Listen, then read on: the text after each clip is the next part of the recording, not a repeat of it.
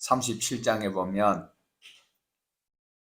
엘리후가 4번에 걸쳐서 변정, 변론, 설교를 할 수 있는 이야기를 하는데 32장에서 출발하여서 4번의 변정, 설교를 엘리후가 하고 있습니다.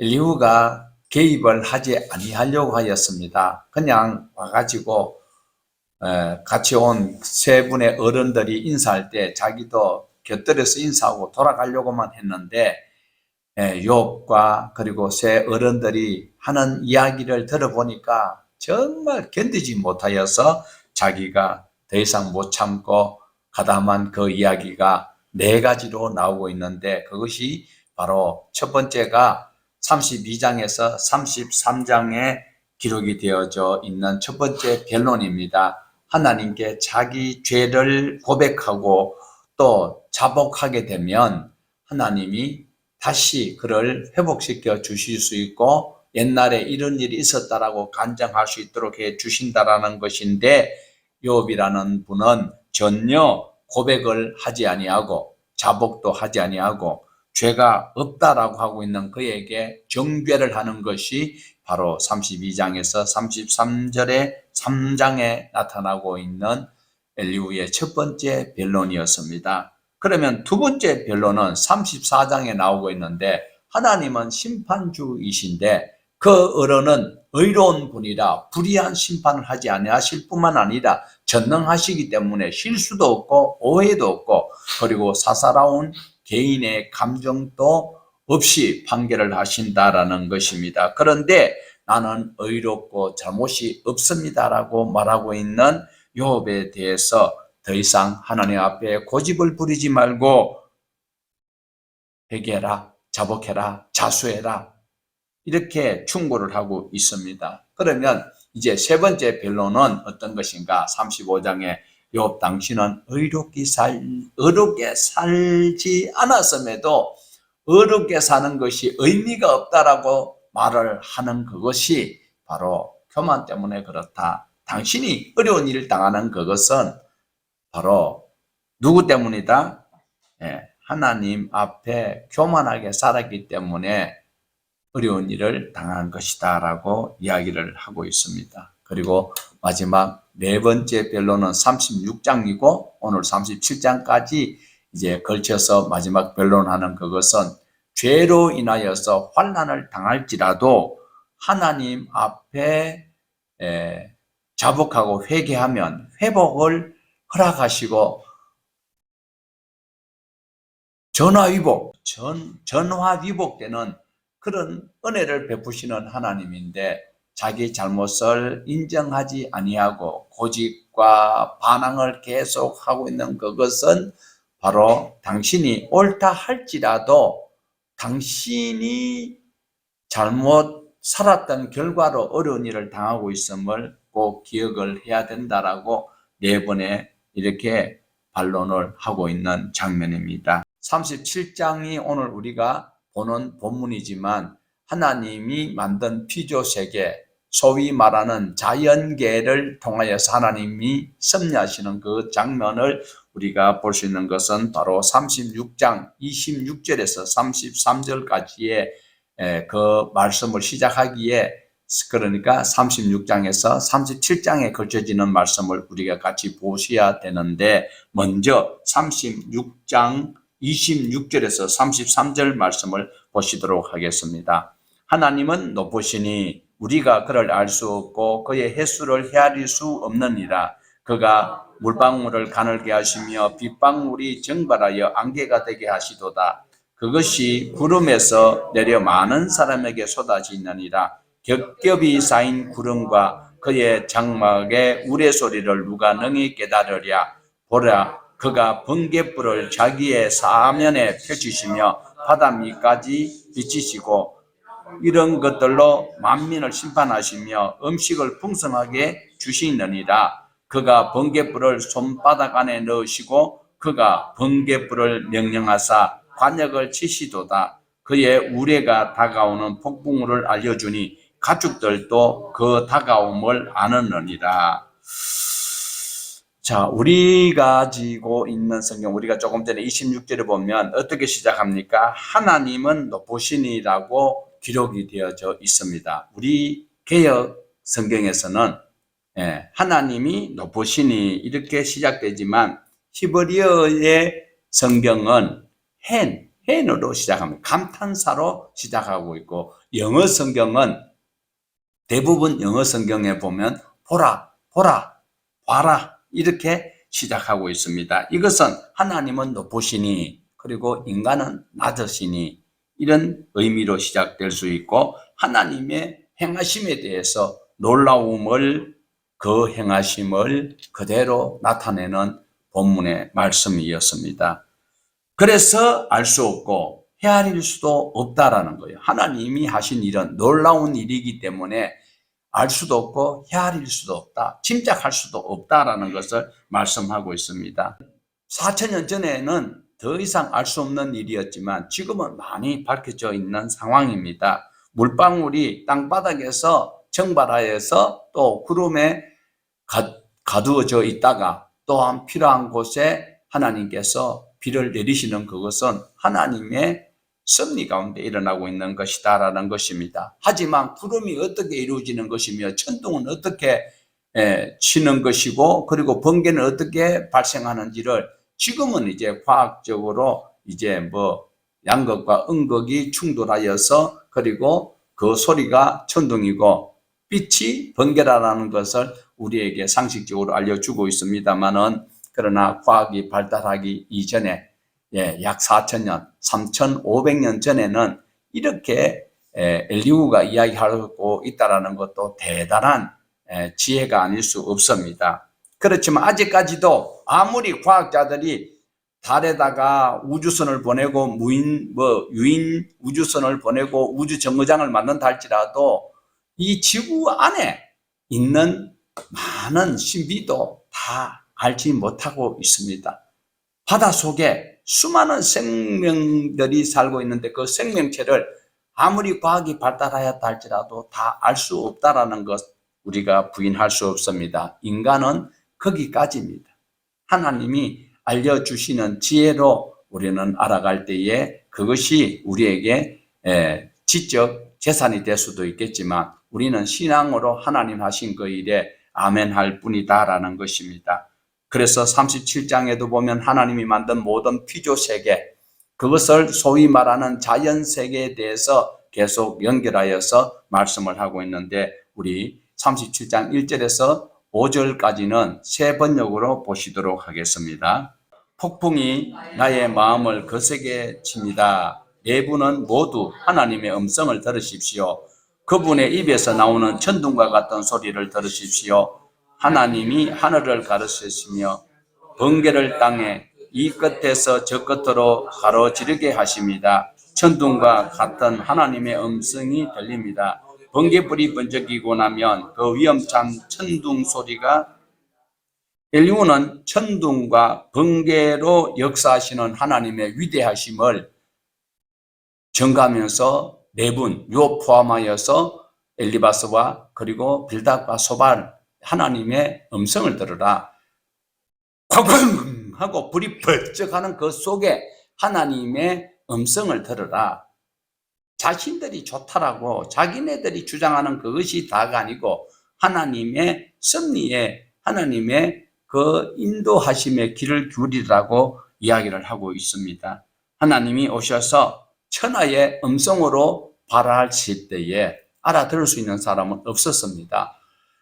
이스라엘 백성들이 애굽에서 나와가지고 시내산에서 하나님과 언약을 맺고 그리고 하나님의 음성을 들었던 분은 모세밖에 없었고 다른 사람은 천둥 소리와 같은 소리밖에 못 들었어요. 그러니까 나중에 신명기에서 어떻게 약속을 백성들이 모세에게 청원하는가 하면, 하나님의 음성은 모세님께서 들으시고 우리에게 전달해 주시면 우리가 순종하겠습니다라고 했는데, 그 사람들이 지금 순종 안 하고 있었던 것이 사실이거든요. 역사로 볼 때. 그렇지만 오늘 이 천둥 소리나 번개를 통하여서 하나님 말씀하시는 것을 알아라. 우리에게는 뭐가 있어서 알아들을 수 있습니까? 천둥 없어도 돼요. 벼락이 없어도 돼요. 하나님의 말씀이 기록되어 있는 성경 66권을 통하여서 하나님을 바로 아시면 하나님께서 기뻐하실 것입니다. 하나님이 말씀을 66권을 안 읽는 사람보다 읽는 사람을 기뻐하시겠지요. 그 다음에 더 기뻐하시는 것은 무엇입니까? 읽고 듣고 배우고 가르칠 때, 가르치면서 자기는 안 행하면 손가락 하나 까딱 안 하면서 다른 사람을 배나 더 되는 지옥으로 보내는 그런 사람들을 예수님은 책망을 하셨습니다. 우리가 하나님 말씀을 천둥 벼락을 통하여서 그리고 천재지변을 통하여서 아이고 땜하지 말고 기록되어 있는 말씀을 통하여서 하나님 앞에 순종할 때에 엘리후가 지적할 거리가 없어진다는 것 믿으시기를 바랍니다. 계속해서 천둥소리나 번개나 이런 것을 통하여서 우리는 하나님을 이해할 수는 없습니다. 하지만 기록되어 있는 말씀을 통해서 우리는 분명히 아셔야 합니다. 5절에서 7절을 보시겠습니다. 하나님이 명하시면 놀라운 일들이 벌어집니다. 도저히 이해할 수 없는 신기한 일들이 일어납니다. 눈에게 명하시면 땅에 눈이 내리고 소나기에게 명하시면 땅이 소나기로 젖습니다.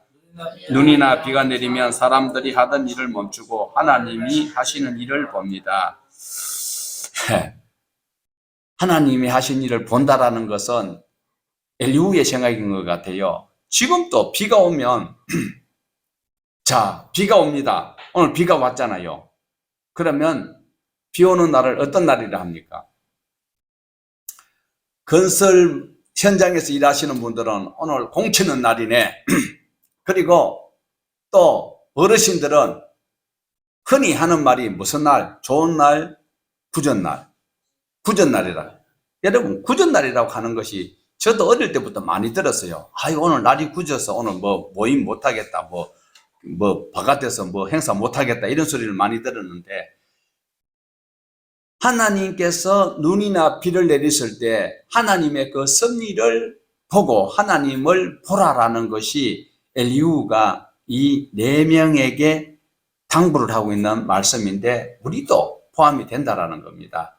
우리는 기록되어 있는 말씀을 통하여서 순종을 더욱 열심히 해야 되겠지만 하나님께서 일반 계시로도 나타나는 것에 햇빛이 내리면 감사하고 가물 때 비가 내리면 또 감사하고 천둥 치고 벼락 치는 거 이런 것들을 우리는 하나님께서 하시는 그 일을 우리는 기억을 해 볼 수가 있습니다. 이런 이야기가 생각이 납니다. 어떤 어머니하고 어린애하고 같이 손잡고 이렇게 가는데 비가 막 와요. 그래서 가지고 준비된 우산을 다 폈어요. 그런데 갑자기 천둥이 치더만 번개불이 번쩍번쩍 하는 거예요. 그런데 같이 엄마 손잡고 가던 아기가 하는 소리가 아기가 아니고 우리 손녀 같은 딸이 하는 소리가 빙그리 웃어. 그래서 어머니가 물었대. 얘야, 너는 왜 자꾸 뒤돌아보면서 번개 칠 때마다 웃냐? 정신이 살쪄했냐? 이라니까. 아니야, 하나님이 나를 위해서 사진 찍어주니까 얼마나 좋아. 봐봐, 사진 찍을 때 불이 번쩍하잖아. 하나님이 나를 이렇게 사진 찍어줘서 이런 천진난만한 아이가 되지 않으면 563장에 천국 못 간다는 거예요. 오늘도 하나님께서 일반 계시를 통하여서 일반 은총으로 우리에게 베풀어 주시는 것에 감사할 수 있어야 되는 거예요. 엘리후가 말하는 것이 다 다른 말은 아니에요. 다 틀린 말은 아니에요. 그렇지만 욥에게 적용하기는 상당히 무리가 있다라는 것입니다. 하나님은 만드신 피조 세계를 통하여서 섭리하시면서 우리 모두에게 먹거리를 만드시고 그리고 봄철 되면 꽃을 피게 해서 겨울 동안 보지 못했던 것을 천년 시네마스코프로 촥 보여주시고 그리고 조금 더 있으면 이제 먹거리를 내시고 그리고 겨울을 준비하기 위해서 어떻게 합니까? 여름 내내 뜨거운 태양빛을 비춰가지고 오곡백과가 익어가도록 하고 가을에는 그것을 수장절을 지킬 수 있는 기회를 주시고 겨울에는 그 틀 앉아서 그것을 먹고 살아야 되는데 요즘은 옛날 임금님보다 더 호화롭게 살고 있으니까 옛날 임금님은 겨울에 딸기 못 먹었거든요. 지금은 한겨울에도 딸기를 자꾸 먹으라 하는 사람이 있어서 괴롭지만 힘든 일이 있습니다. 우리 8절에서 11절 보시겠습니다. 짐승들도 굴로 들어가서 거기서 눈비를 피합니다. 남풍은 북풍을 몰고 오고 북풍은 찬바람을 몰고 옵니다. 하나님이 쉬시는 숨으로 물이 얼고 넓은 바다까지도 꽁꽁 얼어버립니다. 그가 또 짙은 구름을 물기를 가득 실어서 구름 속에서 번개불이 번쩍이게 하십니다. 하나님은 폭풍우를 사용하시기도 하시고 북풍을 불어서 춥게도 하시는데 엘니노 현상 때문에 북극의 얼음이 녹아가지고 지금 우리가 엄청 추운 겨울을 우리가 지냈습니다. 그렇지만 여름 되면, 그리고 지금 세계 곳곳에 생각지도 못했던 막 그 폭우가 쏟아지고 홍수가 나고 이렇게 하는 것 또한 하나님께서 너희들 고생해봐라 이래서 하는 것이 아니라 하나님의 섭리를 거스릴 때 일어나는 반작용이 우리 현상에서 일어나는 것 또한 볼 수가 있습니다. 하나님께서 만드신 사계절을 따라서 기가 막히게 어떤 누구도 생각지도 못했던 그 절기를 따라서 모든 피조들이 다 순종하는데 유독 하나님의 형상으로 지음받은 우리 동안교회 성도들만 순종 안 하는 것 같아서 가슴이 약간 저리지만, 그렇지만 한번 봐요. 겨울 되면요, 그것들이 자기 몸에 지방을 콱 단백질하고 보충해가지고 겨울에 굴 속에 들어가지고 굴굴 잠을 자는 것, 하나님의 지혜로 하나님의 섭리로 그렇게 다 순종하고 있는데, 욥이나 엘리바스나 빌닷이나 소발이나 데발이나 뭐 전부 다 불순종하고 있으니까 인류가 이렇게 하나님께서 만든 피조 세계들은 다 순종한다. 그리고 그런 것에 기가 막히잖아요. 저 한번 봐봐요. 10절 한번 봐봐요. 하나님이 숨쉬는 숨으로 물이 얼고 넓은 바다까지도 꽁꽁 얼어버립니다. 그 다음 11절에 기가 막힙니다. 그가 또 짙은 구름에 물기를 가득 실어서, 구름에 물을 언제 어떻게 실어요? 예. 이 종이 여기에다가 물 가득 실을 수 있어요? 그런데 그 어마어마하게 여름에 홍수 날 때 한번 봐요. 그 구름 속에 그게 어디 물이 어디 막 저수지가 구멍이 나서 쏟아지는 것처럼 구름에 하나님께서 물을 그렇게 가득 실을 수 있는 거 과학자들이 할 수 있어요? 트럼프가 할 수 있어요? 김정은이가 할 수 있어요? 쓸데없이 그냥 미사일만 꽝꽝 쏴제끼는 거예요. 하나님께서는 기가 막힙니다. 하나님이요, 우리에게도 기가 막힌 선물을 주셨어요. 기가 막힌 선물이 뭔지 아세요? 여러분 다 가지고 있어요. 어떤 건지 아세요? 여기서 연세 많은 어른들은 다 경험해 봤을 거예요. 숯불이 있어. 불이 씨가 하나 있어요. 그 불 피울 때 어떻게 합니까? 불어요. 우리 입이 이게요, 사람을 죽이기도 하고 살리기도 하는데 기가 막히는 것은요, 잘 들어봐요. 촛불을 끄기도 하고 숯불을 불어서 살리기도 하는 거예요. 야단 맞으면은 이것이 쑥 나오기도 하고, 조금 칭찬 들으면 싹 버려지기도 하고, 희한한. 그 하나님의 솜씨는 어떤 누구도 짐작도 할 수 없어요. 그만큼 우리 하나님은 좋으신 하나님, 귀하신 하나님, 오늘도 엘리후를 통하여서 다 옳은 말은 아니지만 상당히 옳은 말씀들을 우리에게 소개하고 있습니다.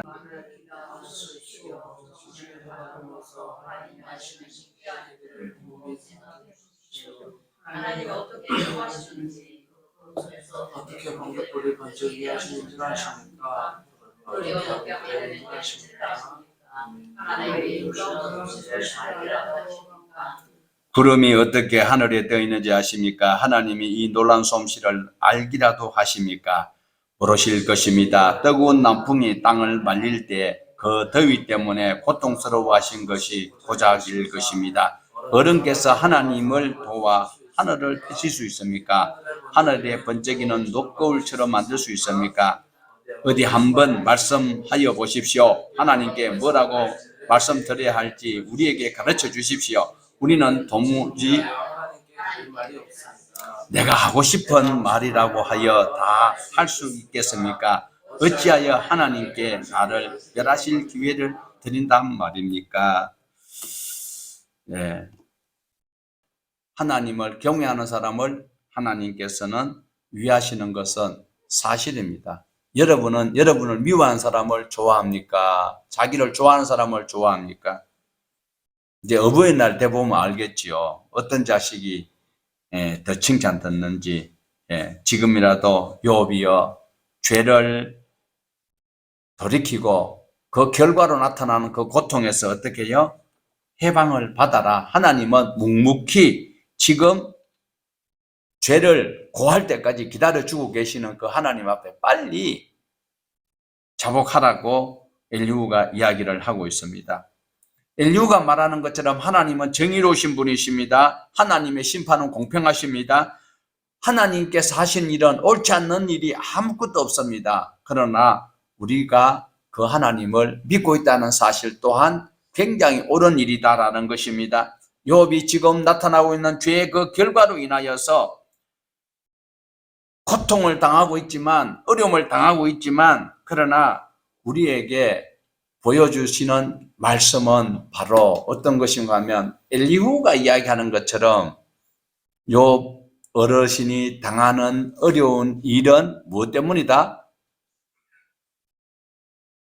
어려운 일을 당하고 있는 것, 자녀 10명이 죽어버리고 재산이 다 없어져 버리고 자기 몸에 병이 든 것은, 고난이 온 것은 죄의 결과다. 그래서 욥은 죄로 인한 고난을 당하고 있다라고 엘리후가 이야기를 하고 있어요. 그래서 빨리 그 고통을 경감하기 위해서 하나님 앞에 죄를 자복하고 회복할 수 있는 그 기회를 빨리 취득을 해라라고 권면을 하고 있는데, 오늘 저와 여러분은 성경을 배웠고 성경을 읽어보았기 때문에 성경 속에 나타난 말씀 속에서는 의인도 고난을 당할 수가 있다. 욥이 당한 것은, 고난을 당하는 것은 죄 때문에 고난을 당하는 것이 아니다라는 것을 성경에서 우리는 볼 수가 있습니다. 한 6가지로 우리가 살펴볼 수가 있는데요. 자, 첫 번째, 뭐로 나타날 수 있다고요? 죄의 결과로 나타날 수 있는 것은 사실이에요. 그렇지만 다는 아니다. 그러면 두 번째는 무엇일까요?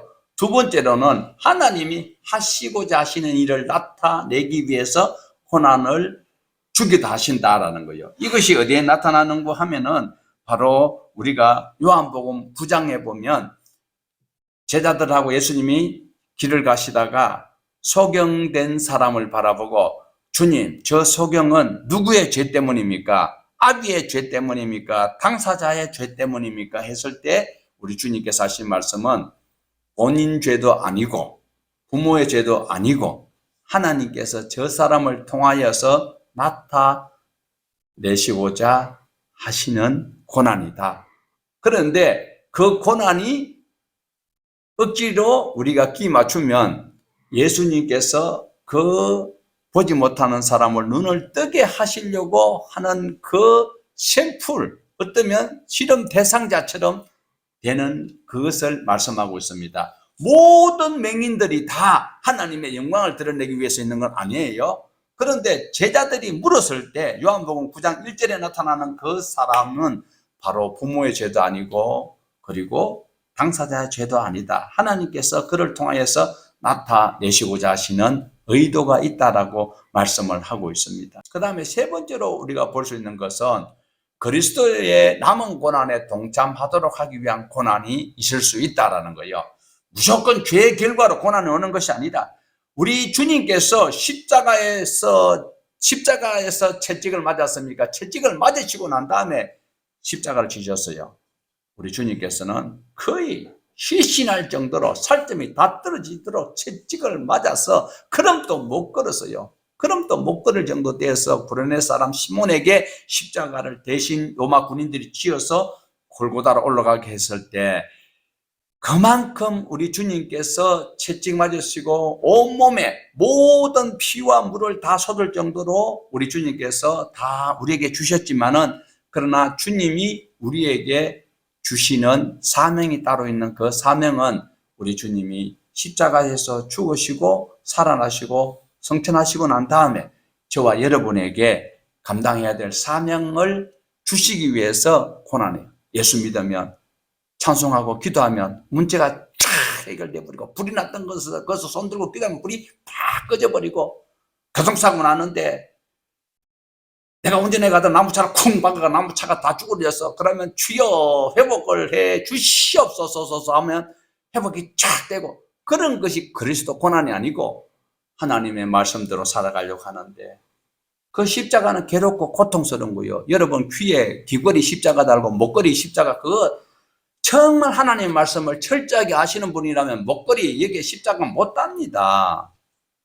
귀에 십자가 귀걸이 못 달아요. 십자가는 사형털이에요. 그런데 왜 그렇다고 신앙생활도 잘하지도 않는 그 샤우나 가봐요. 몸에 모든 낙서를 해놨던 그 사람들이 또 십자가 목에 떡 걸고 있는 그런, 참 보지 못할 그런 광경이 있는데, 우리에게 주님이 남겨진 고난은 바로 사명을 감당하기 위해서 남이 알아주지 아니하더라도 해야 될 그 일을 위해서 선한 일을 하다가, 어려운 일을 하다가, 착한 일을 하다가 어려운 일을 당하고 봉변을 당할 때도 있다라는 거예요.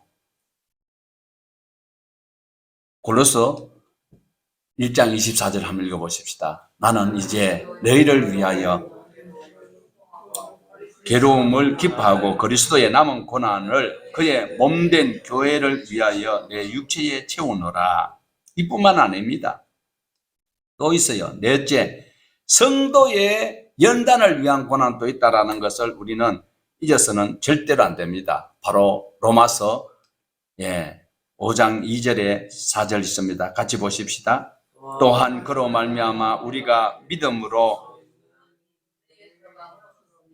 하나님의 영광을 바라고 즐거워하느니라. 다만 우리가 환난 중에도 즐거워하노니 이는 환난은 은혜를, 인내는 연단은 소망을 이룬 줄 알미로다. 베드로전서 4장 12절에서 13절. 사랑하는 자들아, 너희를 연단하려고 오는 불시험을 이상한 일 당하는 것 같이 이상히 여기지 말고 오히려 너희가 그리스도의 고난에 참여하는 것으로 즐거워하라. 이는 그의 영광을 나타내실 때에 너희로 즐거워하고 기뻐하게 하려 함이라. 자, 지금 엘리후가 이야기하는 것은, 고난을 당하는 것은 죄 때문에 그렇다.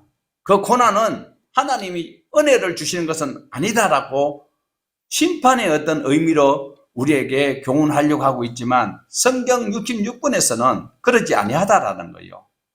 그래서 우리가 고난을 당할 때에 하나님의 말씀을 깊이 어떻게 해요? 내가 빨리 읽었던 것 중에 줄쳐놨는 거 많잖아요.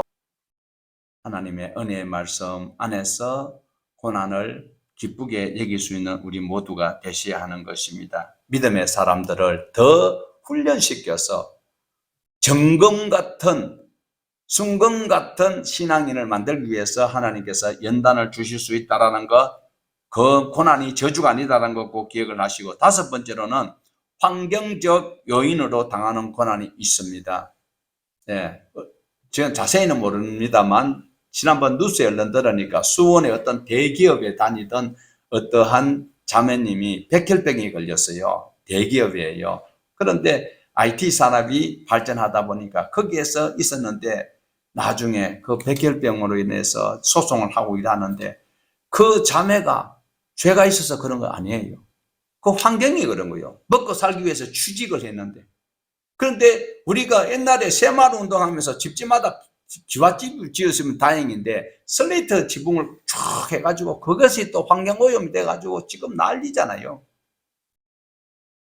그런 것은 본인의 잘못이 아니더라도 환경적 요인으로 얼마든지 일어날 수 있다는 것을 우리는 부인할 수가 없습니다. 형편이 되다 보니까 어떻게 해요? 가전제품 중에서 가습기를 사가지고, 지금 가습기 때문에도 난리가 났잖아요. 가습기 그거 안 샀으면은 그냥 살 건데, 가습기 사가지고, 그래서 참 슬픔 당한 가정이 많아요. 이런 것들이 환경적 요인으로 환경이라면 누구가 개입해서 그런 것이 아닌 그런 환경도 있고, 경제 활동을 하면서 경제 생활이 풍요로워지기 때문에 내가 가전제품을 사서 더 쾌적한 환경을 만들기 위해서 좋은 환경을 만들려고 샀던 가스기 때문에 가족이 고질병에 걸리고 또 운명을 달리하는 이런 환경적 요인도 있다라는 것을 우리는 부인할 수가 없다라는 거예요. 그러면 엘리후가 이야기하는 것은 상당히 옳은 말씀보다도 틀린 말이 더 많다라는 것을 볼 수가 있습니다. 그 다음에 6번째로는 어떤 것인가? 하나님이 하신 일을 나타내시려고 오는 고난도 있을 수 있습니다. 인간의 지식과 지혜로 헤아릴 수 없는 고난이 얼마든지 있을 수 있다라는 거지요. 인류의 주장대로 하는 것 같으면 그 고난은 저주에 가까운 심판의 그런 산물이라고 여길 수 있지만, 하나님은 우리를 훈련시키기 위해서 템테이션이 아니고 테스트를 한다라는 것, 우리에게 유익되도록 하시는 하나님을 볼 수가 있습니다. 사랑하는 여러분, 내가 어려운 일을 당할 때는 내가 무엇을 어떻게 했는지를 내 자신을 말씀에 비추어서 돌아보아야 돼요. 그러나 단지 타인이, 이웃이, 내 옆에 있는 사람이 어려운 일을 당할 때는 지적질하지 말고 위로해주고, 그리고 독한 말 하지 말고 오히려 그를 위해서 축복해 줄 때에 하나님이 우리에게 엘리후처럼, 빌닷처럼, 소발처럼, 또 누구요? 엘리바스처럼 책망받지 아니할 수 있다는 거예요. 오늘 저와 여러분은 하나님의 말씀 속에서 책망하기보다도 일반 은총을 통하여서, 일반 계시를 통하여서, 특별 계시를 통하여서 하나님께서 우리 모두에게 허락하시는 이 24시간 안에 365일 동안에 하나님을 늘 찬양하면서 믿음으로 끝까지 저천성 향하여 걸어갈 수 있는 씩씩한 용맹스러운 용사 되기를 주님의 이름으로 축복합니다.